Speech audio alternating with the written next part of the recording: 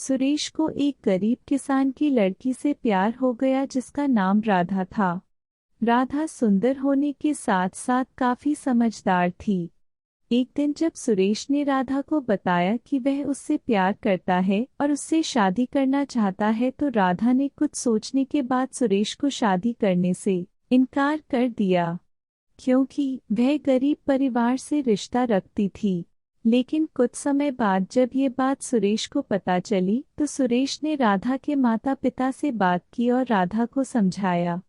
काफी समझाने के बाद राधा मान गई और दोनों की शादी हो गई। शादी के बाद सुरेश उसे बहुत प्यार करता था। दोनों का दाम्पत्य जीवन काफी अच्छा चल रहा था। लेकिन कुछ महीनों बाद राधा को चर्म रोग हो गया, जिसके कारण उसकी खूबसूरती ढलने लगी। समय बीत रहा था। सुरेश एक दिन किसी काम से दूसरे शहर गया और जब वो वहां से वापस आ रहा था तो उसका रास्ते में एक कार के साथ एक्सीडेंट हो गया। उस दुर्घटना के दौरान सुरेश की आंखें की रोशनी चली गई। इस दुर्घटना के कुछ समय के बाद उनका जीवन फिर से सामान्य और सुखी बीतने लगा। राधा चर्मरोग की वजह से दिन प्रतिदिन कमजोर और बदसूरत होती गई, लेकिन पति अंधा होने के कारण उनका दाम्पत्य जीवन ठीक चलता रहा और दिखाई न देने के कारण सुरेश उससे पहले की तरह प्यार करता रहा।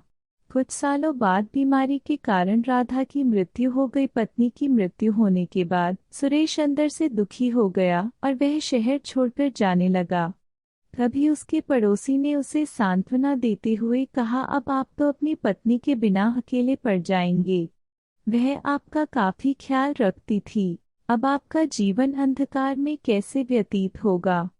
तब सुरेश ने अपने पड़ोसी की ओर देखा और गहरी सांस लेते हुए कहा, मैं कभी अंधा था ही नहीं, लेकिन मैं यह सोचकर अंधे होने का नाटक करता रहा कि कहीं मेरी पत्नी को उसकी बीमारी और बदसूरती के कारण यह ना लगे कि मैं उससे प्यार नहीं करता।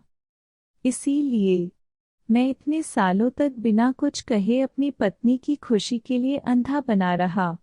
यह बात सुनकर पड़ोसी की आंखों से आंसू छलक आए और सुरेश वहां से उठकर चला गया।